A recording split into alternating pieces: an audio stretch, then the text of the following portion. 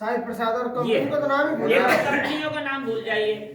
मैंने जो भरतपुर में किया है, भरतपुर वालों के साथ मिलकर किया है, 45 दिन धरना देने वालों के साथ किया है। वहाँ आदरणीय मंत्री जी आए, विश्वेश्वर जी, और रोड जाम कर दिया, और हम अपना पैसा मांग रहे हैं, कहीं कोई दिक्कत नहीं है, और कानून के तहत मांग रहे हैं।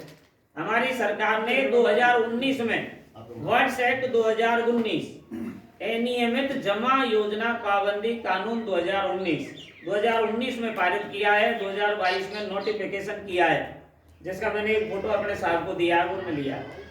गहलोत सरकार को पता है कि ये कानून है, लेकिन कमी ये है गहलोत सरकार ने हमारे यहाँ उप रजिस्ट्रार को अधिकारी बना रखा। अपन को सबको राज्य सरकार से और कानून से, सरकार से भी ये निवेदन कर रहे हैं, शासन प्रशासन से निवेदन कर रहे हैं, हमें हमारा भुगतान दिलवा दीजिए, और इस कानून के तहत दिलवा दीजिए जो केंद्र सरकार ने बना दिया। माननीय राष्ट्रपति महोदय ने उस पर हस्ताक्षर कर दिए, उसको लागू करवाएं। इसके लिए जयपुर तक चलना है तो शासन प्रशासन के पास चले, सरकार के पास चलना है तो सरकार के पास चलेंगे। सबसे पहले अपनी अपनी एफआईआर के लिए मैंने आपसे ये कही है कि कम से कम आप एफआईआर कटाओगे तो लोगों को पता तो लगेगा, और आप लोग उस एफआईआर के बहाने से चलोगे। देखो, सत्याग्रह के लिए खुद को चलना पड़ेगा, खुद को अपना घर छोड़ना पड़ेगा, 2-2 पैसे के लिए अपन को जाना भी पड़ेगा, 2-2 पैसे इकट्ठे करके इस लड़ाई को लड़ पाओ। हम किसी से कोई चंदा नहीं मांग रहे। ये जो फॉर्म है ये भी निःशुल्क मिलता है। वर्ड्स एक्ट 2019 अनियमित जमा योजना पाबंदी कानून, जो वर्ड्स एक्ट का फॉर्म है, ये निःशुल्क मिलता है।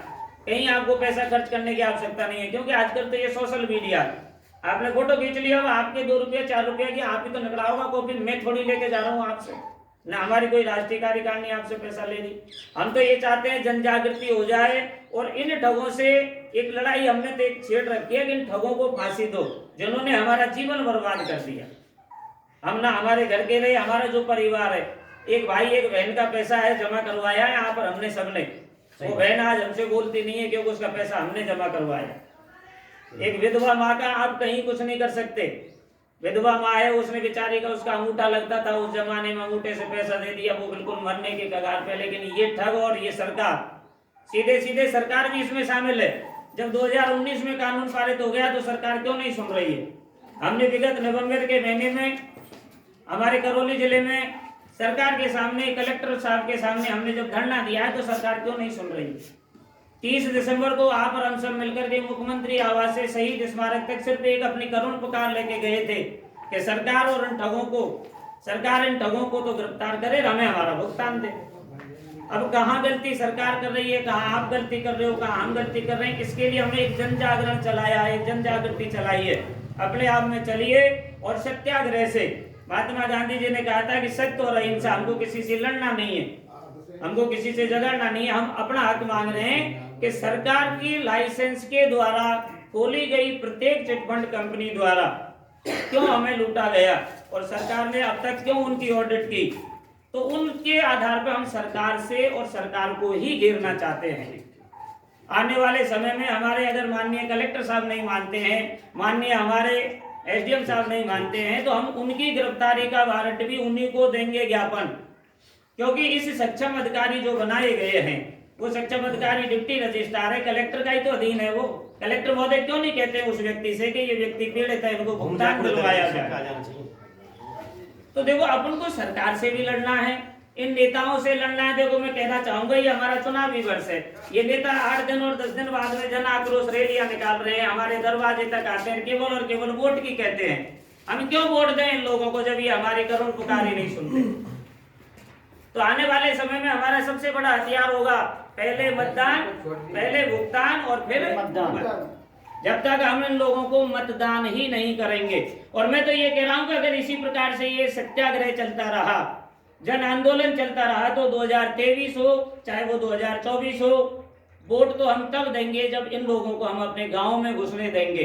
जब जिस गांव को हम ठग लिया गया है इन चोर कंपनियों के माध्यम से, इनको मैं कह रहा हूं ना कि सरकार ने तो दिया लाइसेंस, कोर्ट में भी आपका हमारा केस चल रहा है, कोर्ट माननीय सम्माननीय कोर्ट है, हम उनके लिए ये कहना चाहेंगे, उनका सम्मान है, लेकिन वो भी तारीख पर तारीख एक फिल्मी डायलॉग की तरह अपनी व्यवस्थाएं दिखा रही है।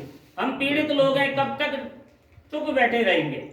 हमारा मान सम्मान चला गया, हमारा सम्मान जमा करता का पैसा चला गया। आज भी कोई न कोई कार्यकर्ता रोज या तो स्वयं सुसाइड कर रहा है, या फिर ब्रेन हेमरेज से मर रहा है, या फिर उसके घर में पैसा नहीं है, उसको इलाज नहीं मिल रहा है। सरकार कहती है सबका साथ, सबका विकास, सबका विश्वास। हम कहते हैं माननीय मोदी जी, माननीय अशोक गहलोत जी, धरातल पर आकर देखिए, ना किसी का विकास हो रहा है, ना किसी का विश्वास रह रहा है। केवल और केवल ये नेता आप लोगों को पता नहीं कैसे ये सरकार को बनाते हैं। हम लोकतंत्र का जो चौथा स्तंभ है, मीडिया से भी हाथ जोड़कर ये निवेदन करते हैं कि हम ठगे गए हैं, इन कंपनियों के द्वारा ठगे गए, हमारा मान सम्मान चला गया, हमारा जमाकर्ता का पैसा चला गया। तो कम से कम ये लोकतंत्र तो उठाए। तो मेरा आप सबसे एक निवेदन है, मैं आज आपसे आपके यहाँ वर्ड्स एक्ट के लिए आया हूँ। वर्ड्स एक्ट के तहत आप कार्रवाइयाँ करिए और अपने यहाँ सबसे पहले अपनी सरकार से ये मांग करिए कि जिला कलेक्टर को सक्षम अधिकारी बनवाया जाए। और ये वर्ड्स एक्ट कानून की मांग है। वर्ड्स एक्ट कानून में सचिव स्तर का ही सक्षम अधिकारी होता है। इसलिए मेरा आप सबसे निवेदन है, सब एकजुट रहें और वर्ड्स एक्ट के तहत कार्रवाई करें। अपनी अपनी कंपनियों को भूल जाइए। अब केवल और केवल एक बात याद रखिए, वर्ड्स एक्ट 2019 और इस सरकार को दिखाइए कि पहले भुगतान और उसके बाद मतदान। यही कहना चाहूंगा। मैं मनमोहन योगी राजस्थान से प्रदेश प्रवक्ता हूं। तब जब संगठन है माननीय मदन लाल जी की एक अलग जगाई गई है, उस अलग को आपके बीच में लेके आया हूं। आप लोग लड़िए। देखो धीरे धीरे हम लड़ेंगे तो निश्चित है सरकार भी हमारी सुनेगी, सम्माननीय है, शासन प्रशासन भी हमारी सुनेगा, सम्माननीय है। लेकिन उसके लिए आपको हमको घर से चलना पड़ेगा। बस ये है।